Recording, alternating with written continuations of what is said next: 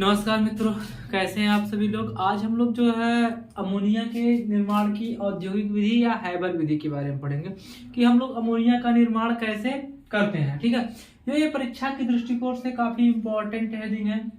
अब बार बार आप लोगों से अमोनिया के बारे में पूछा जाता है कि अमोनिया के निर्माण की हैबर विधि के बारे में आप क्या करिए, सचित्र वर्णन कीजिए।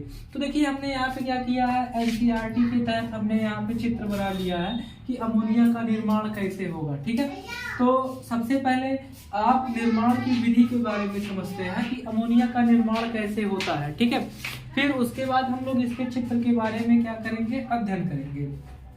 तो कह सकते हैं कि जब हम अमोनिया को जब हम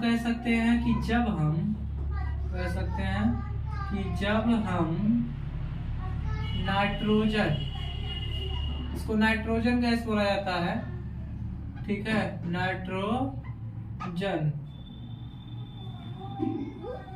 नाइट्रोजन गैस है, नाइट्रोजन एवं हाइड्रोजन गैस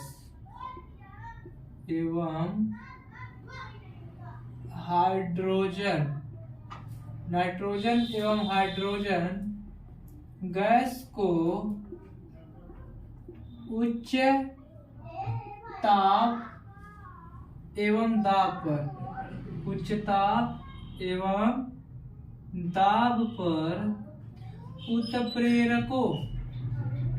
उत्प्रेरकों की उपस्थिति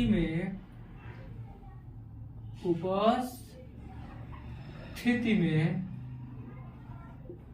क्रिया कराते हैं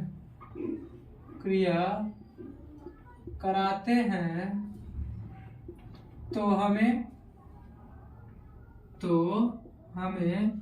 अमोनिया गैस प्राप्त होती है। अमोनिया गैस प्राप्त होती है।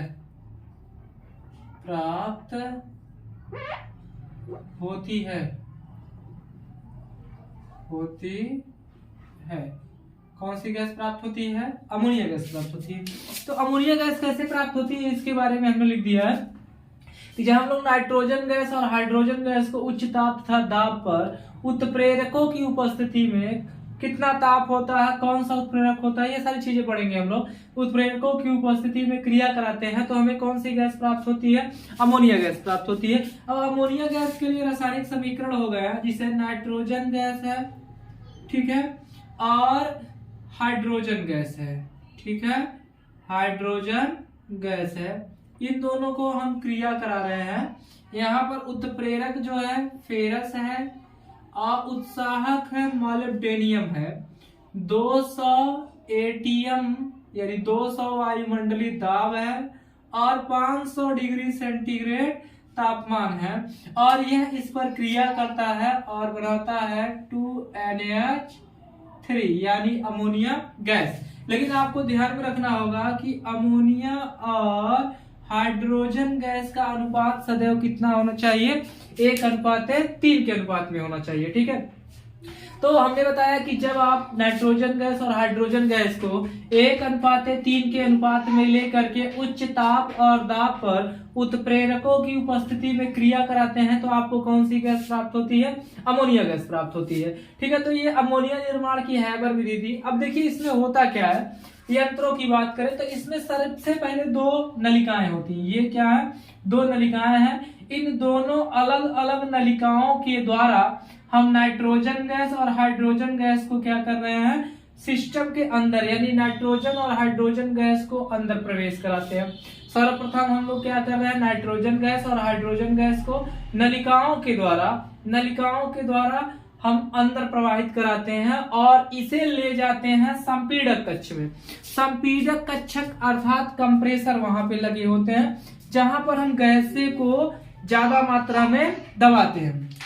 जब हम गैसों को यहाँ पर दबाते हैं तो दब जाने के बाद जब गैसों को दबा दी जाती हैं तो दबी हुई गैसों को हम लोग संपीड़ित गैसें कहते हैं। अब उन संपीड़ित गैसों को उत्प्रेरक कक्ष में ले जाते हैं। देखिए सबसे पहले हम लोग करते क्या है, सबसे पहले नाइट्रोजन गैस और हाइड्रोजन गैस को 1:3 के अनुपात में, अर्थात 1 भाग नाइट्रोजन और 3 भाग हाइड्रोजन गैसों को हम लेते हैं और उन गैसों को लेने के पश्चात हम पाइप के द्वारा हम इसे संपीड़क कक्ष में प्रवेश कराते हैं। जब ये गैसें संपीड़क कक्ष में प्रवेश करती हैं तो वहां पर 200 वायुमंडलीय दाब से यहाँ पर कंप्रेसर लगे होते हैं और कंप्रेसर की सहायता से इन नाइट्रोजन और हाइड्रोजन गैसों को यहाँ पर दबाया जाता है। अब दबाने के बाद ये गैसें संपीड़ित हो जाती हैं। अब इन संपीड़ित गैसों को उत्प्रेरक कक्ष में प्रवेश कराते हैं। अब इन संपीड़ित गैसों को किसमें प्रवेश कराते हैं? उत्प्रेरक कक्ष में। जब हम इन संपीड़ित गैसों को उत्प्रेरक कक्ष में प्रवेश कराते हैं तो यहाँ पर उत्प्रेरक है, फेरस है, एल्युमिनियम ऑक्साइड है, मोलिब्डेनियम है और यहाँ का टेम्परेचर होता है 500 डिग्री सेंटीग्रेड। तो संपीड़ित गैसें जब यहाँ पर पहुंचती हैं तो वह दोनों गैसें आपस में क्रिया कर लेती हैं और क्रिया करके किसका निर्माण करती हैं? अमोनिया का। यानी किसका निर्माण हो गया? यहाँ पर अमोनिया गैस का यहाँ पे निर्माण हो जाता है। उसके बाद ये जो पाइप होती है इसको हम लोग बोलते हैं संपीड़ित पाइप। संपीड़ित पाइप, संपीड़ित पाइप के द्वारा हम इन गैसों को और अधिक मात्रा में दबा लेते हैं जिससे वे गैसें दब करके द्रव में कन्वर्ट हो जाती हैं और द्रव अमोनिया को हम लोग एक पात्र में इकट्ठा कर लेते हैं। अब जो गैसें दबती नहीं है उन गैसों को पुनः एक दूसरे पाइप के द्वारा हम फिर से कहाँ भेज देते हैं? संपीड़क कक्ष में। और ये प्रक्रिया लगातार चलती रहती है, अमोनिया का निर्माण होता रहता है। फिर से एक बार समझ लेते हैं कि जब हम अमोनिया गैस बनाते हैं तो सर्वप्रथम हम नाइट्रोजन गैस को और हाइड्रोजन गैस को 1:3 के अनुपात में लेकर के उच्च ताप तथा दाब पर फेरस मोलिब्डेनियम उत्प्रेरक की उपस्थिति में 200 वायुमंडलीय दाब और 500 डिग्री सेंटीग्रेड ताप पर क्रिया कराते हैं तो हमें अमोनिया गैस प्राप्त होती है। अब इसमें सिस्टम्स क्या होते हैं इस चीज को आप समझिए थोड़ा। इसमें होता ये है कि नाइट्रोजन गैस और हाइड्रोजन गैस को एक नलिका के द्वारा हम प्रवेश कराते हैं और उसे ले जाते हैं सर्वप्रथम संपीड़क कक्षक में जहां पर 200 वायुमंडल का दाब होता है। कंप्रेसर के द्वारा यहाँ पर हम इन दोनों गैसों को संपीड़ित करते हैं अर्थात दबाते हैं। अब इन दोनों संपीड़ित गैसों को उत्प्रेरक कक्ष में ले जाते हैं जहां पर विभिन्न उत्प्रेरक उपस्थित होते हैं, फेरस, मोलिब्डेनियम, एल्युमिनियम ऑक्साइड और 500 डिग्री सेंटीग्रेड तापमान होता है कोई भी उत्प्रेरक होगा। तो यहाँ पर ये संपीड़ित गैसें आपस में क्रिया करके अमोनिया गैस बना लेती है जिन्हें संपीड़ित पाइप के द्वारा हम द्रव के रूप में परिवर्तित करके द्रवित अमोनिया को एक पात्र में इकट्ठा कर लेते हैं और जो गैसें द्रव के रूप में परिवर्तित नहीं हुई होती हैं अर्थात नाइट्रोजन और हाइड्रोजन गैस को पुनः हम क्या कर देते हैं?